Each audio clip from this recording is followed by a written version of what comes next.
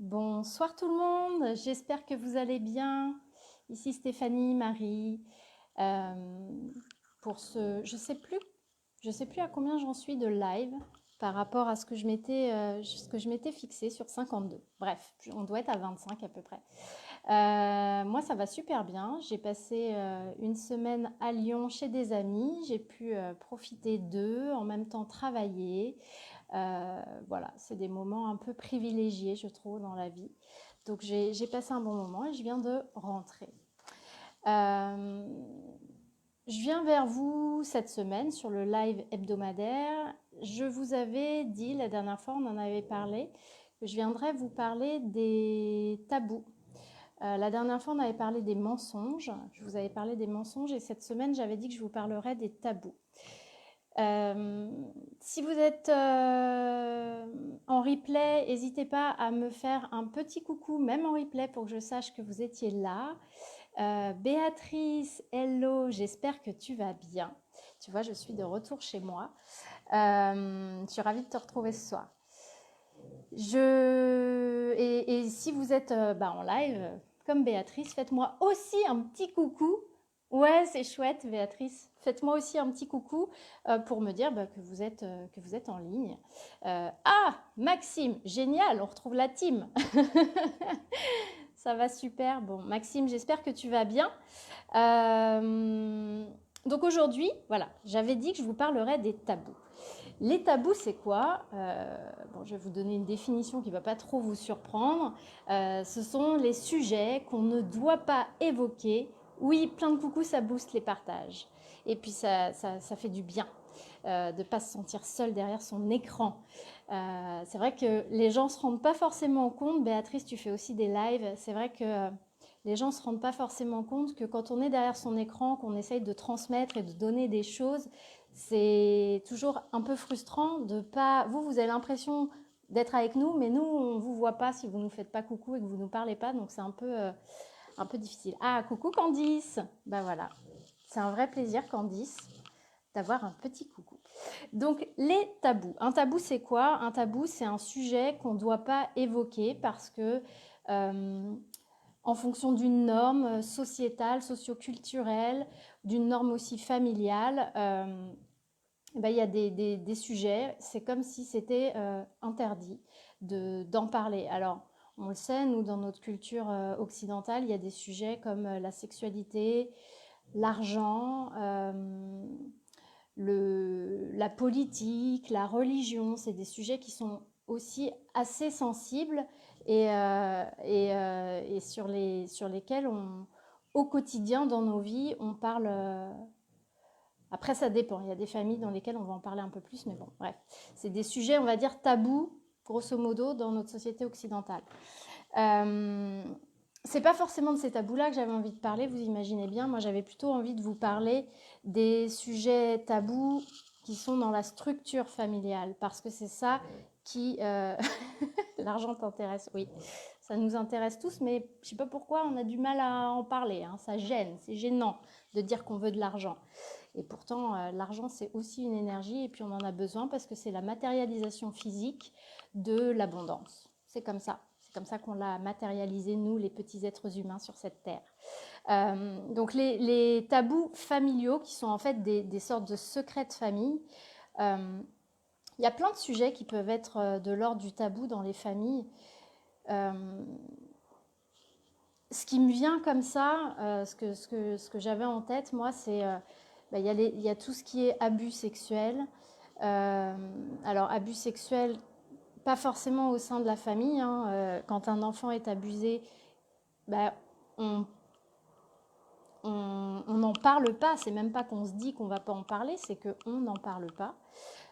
Les abus sexuels, il y a l'inceste, du coup, pour le coup, quand c'est vraiment au sein de la famille. Les suicides aussi, c'est des choses voilà, dont on ne parle pas parce que c'est pas beau. Pour le coup, je suis concernée parce que mon papa s'est suicidé.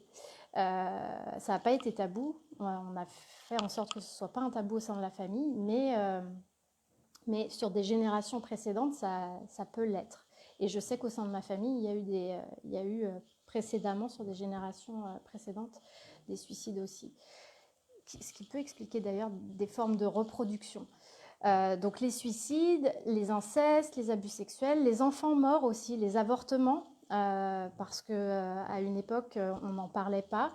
Les adultères, il y a les enfants aussi adultérins, il y en a eu pas mal, notamment dans les périodes de guerre, quand les hommes partaient à la guerre, et ben les femmes parfois se retrouvaient enceintes avec des hommes qui n'étaient pas leur mari, leur conjoint, et ça, on n'en parlait pas.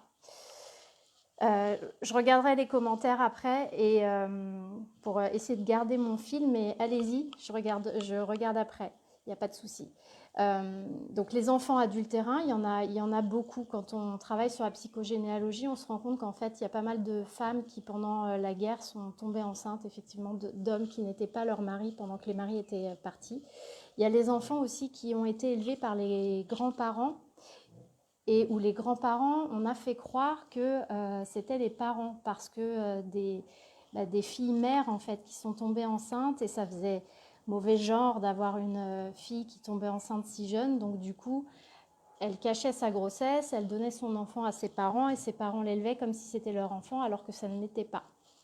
Donc ça, c'est des sujets qui sont tabous. Et puis il y a aussi les meurtres, les crimes, parce qu'il y a des familles où il y a des gens qui ont commis des crimes.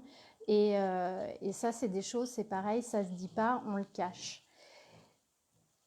On le cache pourquoi? Parce qu'il y a une forme de honte par rapport à ça. Et puis il y a aussi une forme de superstition.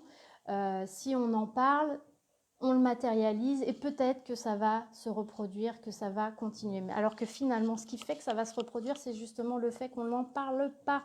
Parce que le fait qu'on ne libère pas la parole va mettre en mouvement les inconscients individuels pour se libérer d'une blessure familiale. Et du coup, c'est là qu'on va arriver sur un système de reproduction. Alors, je vois, Maxime, ton petit commentaire sur la loyauté. Oui, effectivement, il y a une forme, pas toujours, mais il y a une forme de loyauté familiale autour du fait de ne pas divulguer un secret ou de ne pas aller questionner sur ce qui dérange. Moi, ça m'arrive souvent d'avoir des personnes avec qui je travaille et qui me disent ça, non, ou voilà, on trouve des choses, des indices. Je leur demande d'aller en parler et on me répond non, je sens que ça va pas être possible.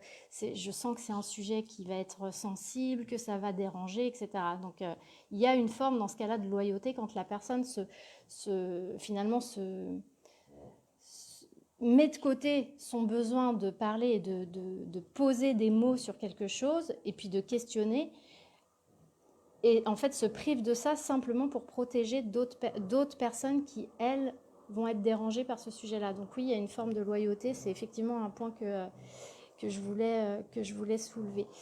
J'ai vu, Béatrice, que tu mettais le tabou, peut-être tout bête, chez nous tout le monde s'aime et on s'entend bien, on n'évoque jamais les mésententes et les problèmes. Oui, effectivement. C'est un tabou simple, mais oui, il y a des familles où il faut que tout soit parfait, il faut montrer que tout va bien, et attention au qu'en dira-t-on, etc. Moi, j'étais plus sur les tabous, les gros tabous, tu vois, qui créent des blessures importantes. Et même si on ne les évoque pas, en fait, tout ça, ça a des répercussions, parce qu'en fait, il y a des faits derrière, des faits qui impliquent des personnes. Et forcément, comme ça implique des personnes, il y a des choses, on va le voir après, qui se produisent et qui se mettent en mouvement. Alors, déjà, il y a au niveau, je l'avais déjà évoqué dans un précédent live, au niveau de l'ADN. Aujourd'hui, les études scientifiques, enfin des études scientifiques, parce que ce n'est pas les études, mais des études scientifiques, ont démontré que les traumatismes importants étaient marqués dans l'ADN des personnes. Voilà, l'ADN va avoir un marquage qui est lié au traumatisme que la personne a vécu. Et ce qu'on a réussi à prouver dans ces études-là, c'est que ce marquage ADN, il continue en fait sur les générations qui suivent, et il est même, Béatrice, tu disais toi sur 7 générations, moi j'avais vu une étude sur 3 générations où il disait que sur la 3e génération, le marquage ADN était plus important que sur la génération source. C'était notamment l'exemple était une personne qui s'était fait violer quand elle était enfin, une arrière-grand-mère du coup qui s'était fait violer. Et en réalité, c'est le marquage ADN qu'elle portait, lié à ce traumatisme-là, était beaucoup plus marqué chez sa, que je fasse pas de bêtises, 3 générations, sa petite fille. Oui, ça doit être ça. Sa petite fille portait le même marquage ADN, mais plus profondément marqué. Donc c'est vraiment en nous, c'est-à-dire que les traumatismes, on les porte. Donc au niveau de l'ADN et puis au niveau de l'inconscient aussi, parce que l'inconscient, il est sur différents plans, différentes strates. On a nos inconscients individuels, mais il y a aussi un inconscient familial, il y a aussi un inconscient collectif, et dans cet inconscient collectif, il y a nos inconscients individuels, nos inconscients familiaux, je vais m'étouffer, pardon, et puis il y a également, j'ai un truc qui ne va pas, je vais essayer de ne pas faire un malaise en direct. Il y a aussi les inconscients, j'allais dire, comment dire, l'inconscient occidental, il y a un inconscient lié à la religion, c'est des égrégores en fait aussi d'informations qui sont liées à un certain nombre de choses. Bref, tout ça pour dire que notre inconscient familial, on le porte en nous, il est la somme des inconscients individuels et nos inconscients individuels sont nourris par notre inconscient familial et les inconscients individuels qui nous ont précédés. Est-ce que vous êtes gêné j'ai une question très importante. Est-ce que vous êtes gêné par mon chien qui ronfle derrière? Ou est-ce que ça va, ma voix couvre et vous ne l'entendez pas? Parce qu'il fait chaud et elle ronfle fort. Dites-moi si c'est gênant. Donc il y a l'inconscient individuel qui est marqué par notre inconscient collectif. Et puis il y a le ressenti, c'est-à-dire que quand on parle de traumatisme ou de choses qui se sont passées, on est aussi dans quelque chose d'énergétique qui, on l'entend pas, bon tant mieux. Super. Alors, soit vous êtes sourd, soit effectivement, elle va pas trop fort. Il y a aussi notre ressenti. Même si on est globalement coupé dans nos sens, dans nos capacités plus subtiles, en réalité, ces capacités, on les a tous et elles sont et elles sont là. Donc, on ressent les choses. Moi, je sais que dans le travail personnel que j'ai pu faire, il y a des choses que je ne savais pas parce qu'on n'en avait pas parlé, parce qu'on le cachait et que je ressentais qu'il y avait quelque chose que j'avais besoin, moi, de savoir. Ah non, Milou, ouais, Loumi. Milou. Salut Philippe, j'espère que tu vas bien. Je sentais que sur une thématique particulière, il y avait un souci familial. Quelque chose qu'il fallait que moi je sache pour pouvoir avancer. Donc on ne sait pas ce que c'est, mais on sent qu'il y a quelque chose. Et quand on fait un travail avec un thérapeute, en plus comme on va travailler sur des thématiques, ça remonte forcément plus. Maintenant tu l'entends. Sous la pression de se dire est-ce que je suis sourd ou pas, Maxime entend Loumi. Bon, si c'est gênant, je peux... Loumi, j'ai pas osé l'enfermer parce que la pauvre, ça fait une semaine qu'elle est chez quelqu'un. Là, elle est contente de rentrer chez elle. Donc voilà sur les tabous. Et le problème du tabou, et c'est pour ça que c'est un vrai souci, c'est que ça crée des blessures émotionnelles. D'abord parce qu'il y a l'injonction de ne pas parler. C'est une injonction qui peut être dite, ça peut être une injonction qui est non verbalisée, mais il y a une injonction. Et l'injonction de ne pas parler, c'est comme l'injonction de dire à un enfant reste sage, fais en sorte qu'on ne te voit pas, qu'on ne t'entende pas, etc. En fait, le message qu'on lui passe, c'est n'existe pas. Donc déjà, il y a une forme de blessure derrière cette injonction à ne pas parler. Il y a aussi la blessure qui est liée à l'existence même d'un tabou. Parce que le fait qu'il y ait un tabou, qu'on ne puisse pas en parler ou qu'on ne puisse pas savoir ce que c'est, ça peut créer, selon les personnes, une blessure de trahison, se sentir trahi parce qu'on sait qu'on nous cache quelque chose et que d'autres personnes au sein de la famille sont au courant et ne veulent pas parler. Ça peut créer une blessure de rejet parce que je ne suis pas intégrée dans le clan familial puisque certaines personnes savent et pas moi. Ça peut créer une blessure d'humiliation parce que, pareil, je ne suis pas... Ça dépend comment va le vivre la personne, en fait, puisque, comme je vous le dis à chaque fois, les blessures ne sont pas liées à des événements, elles sont liées aux événements, mais surtout au filtre qu'on pose sur les événements et comment on les vit. Ça peut créer une blessure d'injustice parce que c'est injuste. Pourquoi eux savent, pourquoi moi je ne sais pas, ou pourquoi on ne veut pas me le dire, ou pourquoi il y a un truc et tout le monde se tait, parce qu'on sent que ça peut être des choses qui sont souvent très lourdes. Un sentiment d'abandon, enfin toutes les blessures sont possibles et là c'est vraiment juste lié au fait même de porter un tabou dans la famille. Ensuite, il y a les blessures émotionnelles qui vont être liées à la mécanique en fait inconsciente de mise en mouvement du traumatisme d'origine qui est porteur d'un tabou. J'espère que je suis claire dans ma phrase. C'est-à-dire qu'il y a un tabou. Ce tabou, il porte sur un fait qui généralement est un trauma, puisque si on n'en parle pas, c'est qu'il y a quelque chose qui ne va pas avec ce fait-là. Et en fait, ce trauma-là, il va être mu par une mécanique inconsciente au sein de la famille qui fait qu'il va continuer à avoir un effet délétère en fait sur les individus. Et la blessure va être rejouée et refoulée. Je vais prendre des exemples. Andrea n'est pas là, elle raffole des exemples, mais c'est pas grave. Une jeune femme que j'ai suivie qui s'est toujours sentie, comment dire, elle s'est toujours sentie traitée extrêmement durement par son père. Elles étaient plusieurs filles dans la fratrie. Ça fait toujours bizarre de parler de fratrie quand il y a que des filles. Elles étaient que des filles et elle avait le sentiment d'être celle, c'était pas l'aînée, mais elle était traitée le plus durement. Il fallait qu'elle soit toujours parfaite, toujours exemplaire. Elle n'avait pas le droit à l'erreur. Pour ce qui était des relations amoureuses, son père était très exigeant sur...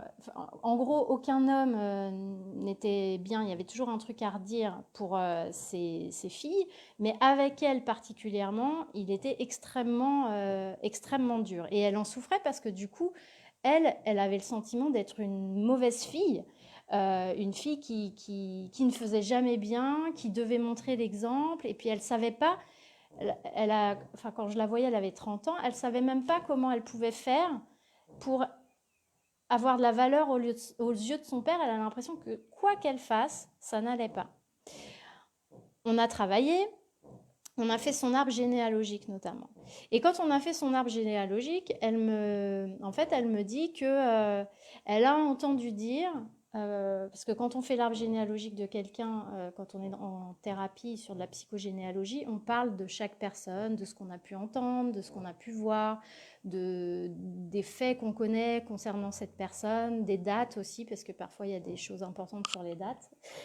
Et donc elle me parlait de la mère de son père, et en fait elle me dit qu'elle a entendu dire un jour que peut-être la mère de son père, je vais essayer d'être claire parce que peut-être la mère de son père avait eu son père avec un autre homme.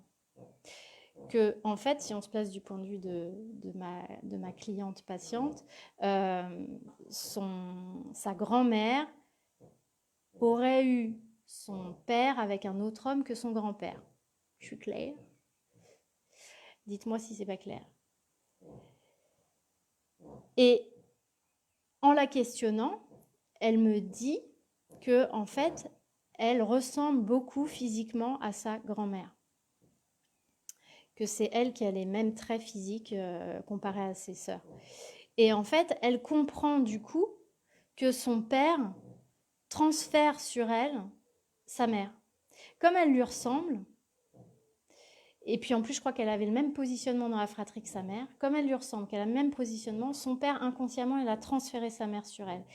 Et comme sa mère, elle l'a eu dans le cadre d'une relation adultère, a priori, euh, il a projeté sur sa fille euh, sa blessure, en fait, d'être l'enfant adultérin.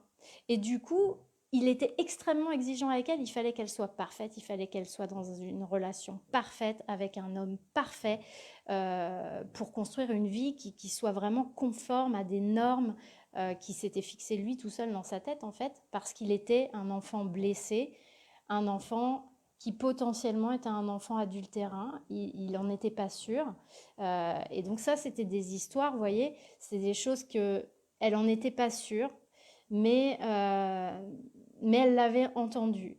Et en travaillant avec ah bah Andrea, t'as loupé un exemple. Pff, tu vas être obligée de regarder le replay. J'espère que tu vas bien. Et en fait, en travaillant avec sa petite fille intérieure, mais aussi en connectant à l'enfant intérieur de son père, parce que oui, comme on est connecté dans l'inconscient familial, on peut aller connecter avec les enfants intérieurs des membres de nos familles. Et ça, c'est hyper important. Et donc, on a pu...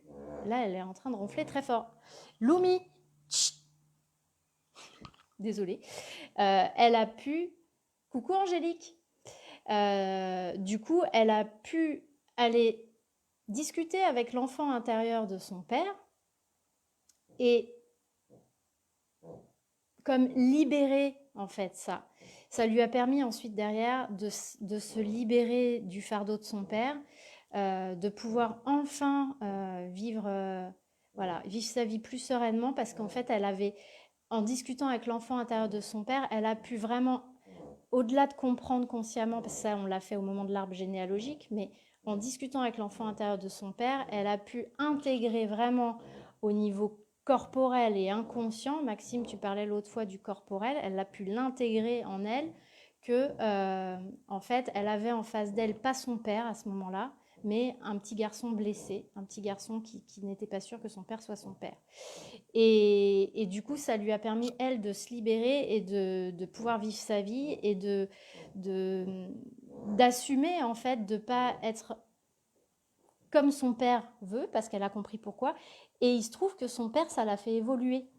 Ce dont je vous parle souvent, c'est le fait que travailler soi, ça permet de faire évoluer les autres. Elle a changé son positionnement et lui, du coup, il a changé aussi. C'est-à-dire qu'il est devenu beaucoup plus souple avec elle, même s'il n'a pas compris, parce que lui, elle lui en a pas parlé de ça. Mais en fait, en travaillant sur elle, elle a travaillé sur lui. On est tous reliés et encore plus au sein d'une famille. Un autre exemple que je voulais vous donner, c'était sur les abus sexuels. Une femme qui a été abusée sexuellement quand elle était enfant va par exemple, si elle fait pas ce travail thérapeutique de pacification, parce qu'on peut pas guérir de ça malheureusement, c'est un traumatisme très fort avec lequel il faut apprendre à vivre, mais on peut le pacifier.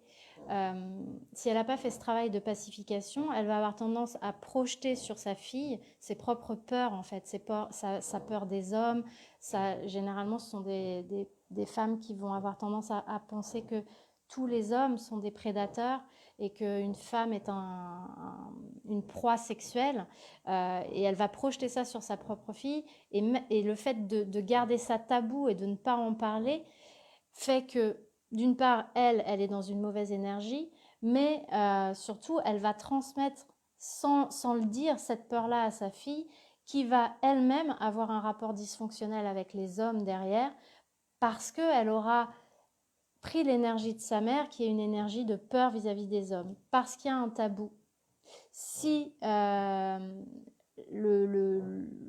trauma était posé, ce serait différent, parce que parce que en fait, l'énergie liée à l'événement n'est plus pareille et ne va plus aller interférer avec les personnes de la même manière. Je vais juste regarder si vous aviez posé des questions ou fait des commentaires du coup, parce que tac, tac, tac. Oui, alors Béatrice, tu parlais, ah oui, 3 génétiquement et 6 en transgénérationnel. Oui, exact. Sauf que du coup, en transgénérationnel, c'est pas prouvé. Enfin, il me semble. Tac, tac, tac. Philippe, étant l'aîné, j'ai tout fait pour être premier à l'école et autres, et pourtant, mon frère a toujours eu sans rien faire, et cela est tabou dans la famille. Il a toujours tout eu sans rien faire. De la part de tes parents? Mais tu sais, probablement que tes parents, je ne sais pas si tu es encore là Philippe, mais probablement que tes parents, ton père ou ta mère, ont fait des projections ou des transferts sur vous, des projections de leurs enfants intérieurs, eux, ou des transferts de leurs parents ou de leurs frères et sœurs. Et du coup, c'est ce qui fait qu'on peut avoir des comportements avec nos enfants. C'est pour ça que ce travail de conscience de soi, j'insiste, est super important, même dans sa parentalité, parce que on s'évite tellement d'erreurs quand on est conscient de soi-même et de tout ce qu'on a pu vivre étant enfant pour justement, en se comprenant soi, on est capable, en comprenant tous les mécanismes de construction de la personnalité, les mécanismes inconscients, ça nous évite d'aller imposer ça à nos propres enfants. Mais tu vois, Philippe, je pense que tes parents, ils ont, sans s'en rendre compte, ils ont projeté sur toi leur enfant intérieur euh, et probablement transféré aussi sur toi soit des frères et sœurs, soit des situations qu'ils ont vécues avec leurs parents. Et c'est ce qui fait qu'un enfant, il se retrouve voilà, avec des situations qui peuvent paraître injustes, parce qu'en fait, c'est pas lui qui est en jeu réellement, même si c'est lui qui va supporter la chose. C'est quelqu'un d'autre qui n'est même pas là, en réalité, parce qu'il n'y a pas eu ce travail intérieur qui a été fait. La systémie a changé grâce à l'intégration. Exactement, Maxime. Ouais. Quand on intègre les choses, et c'est pour ça aussi que moi je parle toujours de mise en conscience d'abord et ensuite d'un travail plus intérieur et plus inconscient et plus corporel, parce que pour moi, toutes les strates de l'être doivent être intégrées dans ce travail-là. Mais oui, quand on travaille avec l'enfant intérieur de nos parents, de nos grands-parents, de nos frères et sœurs, on change forcément la dynamique familiale, parce qu'on travaille aussi, je sais qu'il y a des gens qui ont du mal à le comprendre, mais on travaille aussi sur leur inconscient à eux. Béatrice, non, c'est pas prouvé. Ouais, c'est ça, mais toutes les cultures s'accordent sur 6-7. Je pense aussi à Festen, oui. Oui, et puis moi j'avais vu sur l'INRES une dame qui en parlait et qui disait effectivement 6-7 générations. Mais là, il n'y a pas d'études. Alors que sur l'ADN, tu as les études vraiment scientifiques avec le marquage sur 3 générations. Je t'en prie, Philippe. Béatrice, la difficulté, c'est d'avoir une info sur quelque chose qu'on ressent, mais ceux qui détiennent l'histoire ne sont plus là. Que faire? Ouais. Alors, justement, je vais en parler après. Je vais y revenir, Béatrice, sur comment on travaille ça. Donc, les tabous, ça crée les blessures émotionnelles. Par l'injonction elle-même de se taire, par les blessures inconscientes que crée le fait qu'il y ait un tabou, pas l'objet du tabou, mais le fait qu'il y ait un tabou. Et ensuite, il y a toutes les blessures qui sont liées au traumatisme qui est derrière le tabou. Toutes les mises en mouvement là qu'on vient d'évoquer. Et puis il y a autre chose qui est important, qui est aussi que ça peut créer des maladies et des pathologies. Et ça c'est super important, parce que on le dit, tout ce qui ne s'exprime pas s'imprime. C'est vrai, ça s'imprime dans l'inconscient, mais ça s'imprime aussi dans le corps. Et c'est aussi voilà, on va avoir par exemple des femmes qui vont avoir des soucis pour avoir des enfants, des soucis d'endométriose, des cancers du sein, quand il y a quelque chose qui est bloqué à un niveau qui touche notamment le féminin, la maternité, etc. parce qu'il y a quelque chose qui n'a pas été dit. Je ne dis pas que c'est systématique, mais en tout cas, c'est un exemple. Mais à un moment donné, quand il y a notre, en fait, notre âme et puis notre inconscient, quand ils savent qu'il y a quelque chose qu'il faut libérer, ils vont envoyer des signaux. Ils vont aller dans des situations volontairement eux, même si nous, ça nous paraît totalement involontaire, mais volontairement dans des situations pour nous forcer à aller travailler ce truc-là. S'ils voient qu'on ne le fait pas, à un moment donné, la solution extrême, c'est le corps. C'est en mode, t'as pas compris, tu veux pas voir, tu veux pas aller le travailler, et ben maintenant, je vais t'obliger parce que je vais passer par ton corps, et là, tu vas être obligé de le voir puisque tu vas être malade. Sauf que, ben voilà, il y a des gens qui vont encore continuer à pas le voir. Mais il y a des personnes qui guérissent de cancers très graves, même de cancers incurables. Il y a un exemple connu, je n'ai plus le nom en tête, mais d'une femme où, quand elle a travaillé sur des choses beaucoup plus profondes, sur des traumatismes et des histoires de vie, le cancer a disparu. Enfin, il a régressé progressivement, mais assez rapidement en fait. C'est de manière assez impressionnante. Donc ça, c'est important aussi. Tic, tic, tic, tic, tic. Donc, Béatrice, je vais répondre à ta question. Béatrice, cette génération, ok. Comment en parler avec la famille sans générer de troubles et de tensions? Moi, je crois, Philippe, que c'est une question de respect de soi. Et c'est une question de, je l'évoque souvent dans les lives, de puissance intérieure de soi et des autres. Parce que ne pas vouloir générer de troubles ou de tensions, quelque part, alors c'est d'une part toi pas assumer ton besoin, et en fait comme rester tout petit et laisser les autres décider de ce qui est bon pour toi, alors que toi tu sais que c'est pas bon pour toi. Donc à un moment donné, c'est aussi ta responsabilité. Et puis c'est aussi ne pas faire confiance en fait aux autres dans leur capacité à gérer ça. Parce que finalement, c'est comme si tu disais, je vais les protéger parce que ça va être trop difficile pour eux. Mais ces gens-là, aujourd'hui, ce sont des gens adultes, je pense. Ils doivent être capables de gérer ça. Ils doivent pouvoir aller chercher les ressources. Si toi, ton besoin, c'est de parler de points dont eux, ils ne veulent pas parler, tu as le droit de le faire. Et eux, ils n'ont pas plus le droit de ne pas vouloir en parler que toi de vouloir en parler. C'est pas vrai. Et là, tu vois, tu touches à ton enfant intérieur. Ton enfant intérieur blessé, ton enfant intérieur qui, en fait, qui reprend un peu le contrôle de toi-même et qui va dire non, je veux pas déranger parce que sinon on va plus m'aimer. Ou sinon je vais faire du mal à maman, ou sinon je vais faire du mal à papa. T'es pas, en fait, dans ce moment-là, et quand je dis ça, c'est pas un jugement, hein, parce que moi aussi, hein, ça m'arrive d'être dans mon enfant intérieur, j'en parlais hier dans la masterclass, on se retrouve parfois dans cette position-là, mais c'est vraiment, tu bascules en fait dans ton petit garçon qui n'ose pas. Et il faut que tu te remettes dans l'adulte, face à d'autres adultes, et Loumi, tu peux, euh, tu peux assumer ça et en parler. Et puis après, il y a la manière de le faire. Tu peux le faire en douceur, sans colère, et puis en expliquant que c'est important. Expliquer que c'est important pour soi, que ça fait partie d'un travail qu'on fait, dont on a besoin pour se sentir mieux. Et puis aussi expliquer qu'on ne portera pas de jugement dessus. Qu'en fait, l'objectif, c'est pas de dire t'as mal fait, ou lui, il a été méchant, ou toi, tu m'as fait du mal. L'objectif, c'est de soit pouvoir se réparer et avancer. Ça aussi, je pense que c'est important de le poser quand on va vers quelqu'un pour, poser un sujet délicat, c'est de dire il n'y aura pas de jugement et mon objectif, c'est absolument pas d'être accusateur. Mon objectif, c'est moi de pouvoir prendre de l'information pour faire mon travail à moi intérieur.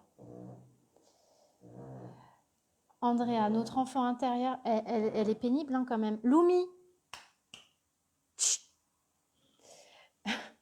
notre enfant intérieur peut-il nous garder en enfance malgré nous afin de ne pas nous laisser grandir, prendre son indépendance, etc. Non, c'est l'adulte qui garde son enfant intérieur parce qu'il ne veut pas grandir. C'est pas l'enfant intérieur qui veut rester dans son enfance et qui bloque l'adulte en vrai. C'est l'adulte qui veut rester dans l'enfance et qui veut pas passer dans le mode adulte. Pourquoi? Il peut y avoir plein de raisons. Parce que le monde des adultes a paru insécurisant à travers la vie que la personne a eue avec ses parents. Du coup, elle veut rester dans Enfin, il peut y avoir plein de raisons en fait à ça. Mais c'est pas l'enfant intérieur qui te retient dans ces cas-là. C'est pas l'enfant intérieur qui retient l'adulte. C'est l'adulte qui est en train de retenir l'enfant intérieur pour pas aller dans son positionnement d'adulte. Mais l'adulte, il est là. Maxime, je porte une énergie d'abus en moi et j'ai pu la conscientiser à travers mes relations en rencontrant 95% de femmes abusées. D'accord. Et depuis peu en prenant conscience de ma blessure de trahison. Ok. Là, c'est déjà beaucoup de conscientiser cette énergie. Après, il faut toujours faire attention, c'est-à-dire quand on ressent une énergie d'abus, moi, je veux toujours mettre cette vigilance-là. C'est pas parce qu'on ressent cette énergie qu'on en a été victime. Voilà. Parce que d'une part, ça peut être de l'ordre du familial ou du transgénérationnel. Et ensuite, parfois, on ressent une énergie d'abus qui est liée à un environnement qui a pu être à connotation incestuelle sans que ce soit incestueux. Tu vois, avec par exemple des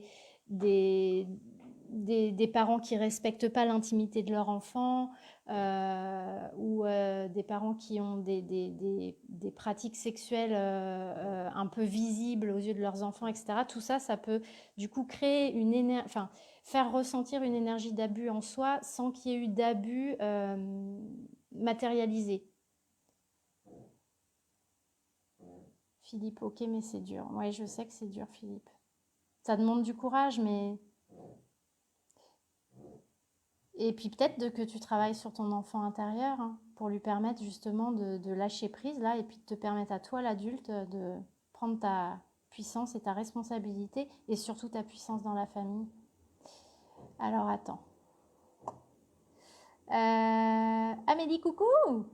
Je suis contente de te voir. Je suis perdue dans les commentaires, je n'arrive pas à descendre en bas. Voilà. Ben non, pourquoi il remonte le truc? Excusez-moi, j'essaye de voir parce qu'il y en a que j'ai raté. Béatrice. Attention, certains membres. Ah, j'arrive pas à le revoir, ton commentaire. Certains membres d'une famille n'en sont pas toujours capables. Ma sœur aînée, par exemple, a décompensé quand il y a quelques années, j'ai tenté d'évoquer un événement de l'histoire familiale. J'ai appris à me libérer moi et libérer l'histoire familiale en travaillant moi de mon côté. Et ça suffit aussi parfois. Oui, oui, mais c'est pas parce qu'elle a... Enfin, bien sûr qu'il faut faire attention, mais c'est pas parce qu'elle a décompensé qu'elle n'est pas capable Enfin, qu'il n'y a pas une possibilité pour elle, c'est pas une opportunité pour elle aussi de se libérer de ça. C'est difficile pour l'entourage et ça peut être très culpabilisant, mais pour autant, c'est pas parce qu'elle décompense qu'on a fait quelque chose de mal. Moi, il m'est déjà arrivé avec des clients, des patientes, je pense à une particulièrement, où pareil, elle a décompensé sur un traumatisme qui est remonté en fait. Mais, alors déjà, je l'ai beaucoup accompagnée pendant ce moment qui a été très difficile. Hein. Elle a fait un petit séjour en hôpital pour justement essayer de se maintenir. Mais en fait, derrière, ça lui a permis de libérer tellement de choses. Donc, je suis d'accord avec toi, il faut faire attention, mais en même temps, la décompensation, c'est aussi une opportunité pour la personne d'évoluer avec le sujet. De rien, Andrea. Béatrice, quand tu parles de l'adulte, c'est l'adulte en analyse transactionnelle ou simplement l'adulte présent? Non, moi je parle de l'adulte présent aujourd'hui. Alors souvent ça se recouple avec l'adulte en athée, mais là l'adulte qu'on est. Oui, on n'est pas coupable de la décompensation de l'autre. En effet, toutefois, il faut y aller mollo, je pense. Oui, oui, c'est ça. Après, ma réponse, c'est sûr que si on sait je sais pas moi, enfin, enfin, je pense que voilà, il faut faire preuve aussi de bon sens. Ça dépend des sujets. C'est sûr que on va pas annoncer, je sais pas, enfin.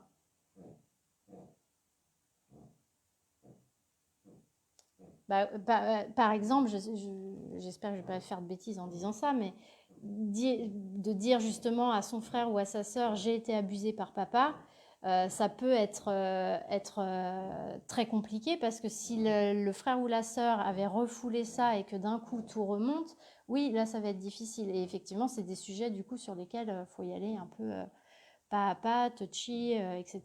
Mais sur des sujets qu'évoquait Philippe juste avant, qui était de dire ils ont été durs avec moi et pas avec mon frère, etc., c'est des sujets plus légers qu'on peut peut-être évoquer plus facilement. Et on en vient à comment se libérer des tabous. Comment se libérer des tabous? En faisant des liens entre son fonctionnement, déjà, son fonctionnement, ses croyances, ses mécanismes émotionnels et l'histoire des membres de sa famille. Donc déjà, en ayant une bonne conscience de soi, de qui on est, de comment on s'est construit et surtout de toutes les croyances et tous les mécanismes dans lesquels on est de manière inconsciente ou là où notre ego nous emmène parfois. Et en faisant un arbre généalogique qui est basé sur des faits, des éléments de vie, des dates, mais aussi de l'émotionnel. Ça ne doit pas être un arbre généalogique factuel, enfin, que factuel ou que un arbre généalogique. C'est vraiment de rentrer dans, par exemple, oui, j'ai remarqué que mamie, elle était très autoritaire avec papy, et puis papy, c'était quelqu'un qui était très, très effacé, qui était très, très en retrait. D'ailleurs, souvent, il était très maigre, et puis il était plutôt comme ça, et puis dès qu'elle haussait la voix, on sentait qu'il tremblait, etc. Tout ça, c'est des choses qu'on évoque, en tout cas moi, c'est des choses que j'évoque quand je travaille sur l'arbre généalogique de la personne, parce que ça lui permet de faire des liens entre l'émotionnel des membres de sa famille, son émotionnel à elle, ses parents, etc. Et c'est là qu'elle va comprendre en fait qu'il y a des liens avec certaines personnes et des choses qui redescendent jusqu'à elle. Ça va faire en fait écho chez elle. Et du coup, après, on peut aller travailler, ce que je disais tout à l'heure, avec les enfants intérieurs des personnes qui sont concernées, son propre enfant intérieur et puis aussi les enfants intérieurs de l'autre. Pas de souci, Angélique, bonne soirée à toi. Travailler avec son enfant intérieur, travailler avec les enfants intérieurs des autres pour pouvoir aller justement travailler sur tout ce qui est transgénérationnel ou qui est de l'ordre de l'inconscient familial. Après, on en parlait hier dans la masterclass dans laquelle Maxime, Béatrice et Andrea, vous étiez aussi, sur l'enfant intérieur. Quand, ça répond à ta question, Béatrice, hein, c'est quand on ne sait pas, il y a d'autres techniques en fait. Moi, celle que j'utilise, mais il en existe d'autres, hein, celle que j'utilise, c'est l'hypnose humaniste et la thérapie symbolique, c'est-à-dire qui permet j'adore tous ces petits cœurs. C'est une hypnose, pour ceux qui ne connaissent pas, c'est une hypnose qui n'est pas une hypnose dissociante. Donc c'est une hypnose associante dans laquelle on met la personne dans un état de conscience accru. Donc la personne ne voit pas trop la différence avec son état normal. D'ailleurs, souvent la personne pense ne pas être en transe hypnotique, mais en réalité, elle est dans un état de transe parce qu'elle est dans un état de conscience un peu supérieur à son habitude. Et cet état un peu supérieur lui permet d'aller connecter avec sa conscience pas le conscient, le mental, mais sa conscience un peu au-dessus, et d'aller connecter avec son inconscient. Et en fait, on va pouvoir aller travailler avec des symboles. Par exemple, pour l'arbre généalogique, si on ne sait pas ce qui a pu se passer, on va... Alors, je ne vais pas rentrer dans les protocoles, mais en gros, on va aller se balader sur l'arbre généalogique de la personne avec elle. On ne fait pas ça quand on sait pas le faire, hein, ou on ne le fait pas tout seul. On va se balader sur l'arbre généalogique de la personne et la personne, sur cet arbre généalogique, elle va découvrir des objets. Et ces objets vont en fait être une représentation des traumatismes existants dans l'arbre généalogique. Et elle va pouvoir travailler dessus. Parce que en fait, la conscience et l'inconscient vont se mettre d'accord pour aller chercher un symbole qui correspond au traumatisme. Et c'est comme s'ils vont mettre dedans tous les éléments qui sont liés à cet événement. Et d'ailleurs, quand on fait ces exercices-là, la personne, elle a les yeux fermés et elle va avoir les paupières qui font... Et en fait, c'est parce que sa conscience et son inconscient sont en train de comme faire un screen de tout le champ informationnel intérieur inconscient et du champ informationnel là-haut pour trouver le symbole qui, à cet instant-là, correspond le mieux au traumatisme. Et quel que soit le symbole, en travaillant dessus, en fait, on travaille sur la libération du traumatisme. Parce qu'on travaille sur les différents plans au niveau inconscient, mais aussi au niveau de la conscience et donc de tout ce qui est familial et qui est au-dessus. Après, ce que je disais hier, on peut aussi aller, si les gens le souhaitent, dans l'analyse du symbole, ce qui permet aussi de pouvoir peut-être mettre des mots sur les choses, parce qu'il y a, voilà, parfois on a besoin de comprendre ou d'essayer de comprendre, même si on n'y arrive pas toujours. Et le fait d'aller décortiquer le symbole permet de comprendre en fait, de comprendre quelque chose. Je donnais hier l'exemple d'une personne que j'ai suivie et qui avait vécu un traumatisme et elle avait du mal à travailler dessus. Donc, on a utilisé ces techniques-là pour pas qu'elle ait le bruitage tout va avec. Ouais. On avait travaillé de cette manière-là pour pas la confronter justement à son traumatisme parce que c'était trop fort pour elle. Et en fait, elle était allée chercher des symboles qui étaient...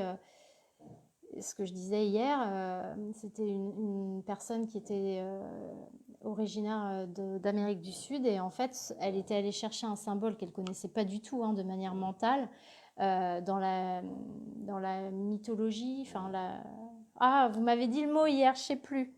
Dans les légendes aztèques, donc un truc dont elle avait absolument pas conscience. Et en fait, quand on est allé moi, quand je suis allée chercher ce que c'était que ce symbole et que j'ai trouvé la légende aztèque qui allait avec et que je suis allée lire la légende aztèque, c'était totalement le traumatisme qu'elle avait vécu. Donc c'était juste elle qui croyait pas à l'hypnose humaniste. Quand je lui ai raconté, elle m'a dit waouh, c'est dingue. Ouais. Et du coup, ça permet d'aller travailler sur des choses qu'on n'arrive pas où on n'arrive pas à avoir de réponse ou alors qu'on n'arrive pas à faire remonter au niveau conscient. Je sais pas si ça répond à ta question, Béatrice. Ce n'est pas un symbole physique, si je comprends bien. Je sais pas ce que tu appelles physique. En tout cas, c'est pas une personne. Ça va être un objet ou un animal ou une forme. Si, ça va être quelque chose de physique. Si. Ah, super. Si, Maxime, ça va être quelque chose de physique. Mais ça peut être n'importe quoi. Ça peut être un couteau, ça peut être un animal, ça peut être une plante, ça peut être un objet, j'en sais rien. En fait, je ne saurais pas te donner d'exemple comme ça, parce que ça peut être vraiment tout. Et donc, je ne sais pas si vous avez des questions sur le sujet complémentaire.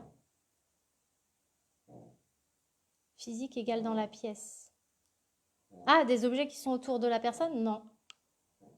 Ah non, parce qu'elle va vraiment chercher un symbole qui représente, enfin, qui qui va pouvoir contenir toutes les informations qui sont liées à ce qu'il faut libérer. Donc cet objet-là, il ne se trouve pas forcément autour d'elle. Et d'ailleurs, il ne se trouve jamais autour d'elle. Non, c'est parfaitement clair. Super, c'est passionnant. Ouais, c'est passionnant. Nous faisons des métiers passionnants. Et puis l'être humain est passionnant, le fonctionnement de l'univers est passionnant et toutes ces connexions, c'est passionnant. Euh, donc,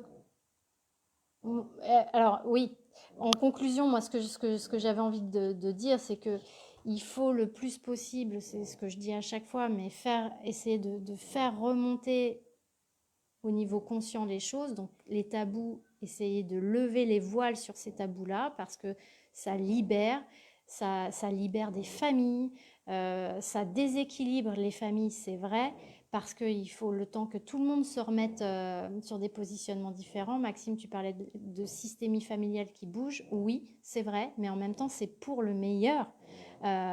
C'est comme tout dans la vie, enfin, quand on veut changer quelque chose dans sa vie, on ne peut pas passer d'un état super bien à un état super génial. Enfin, je pense qu'on l'a tous vécu. À un moment donné, tu es obligé de... C'est pas de toucher le fond, mais tu es obligé de passer par un moment d'inconfort pour aller vers le changement.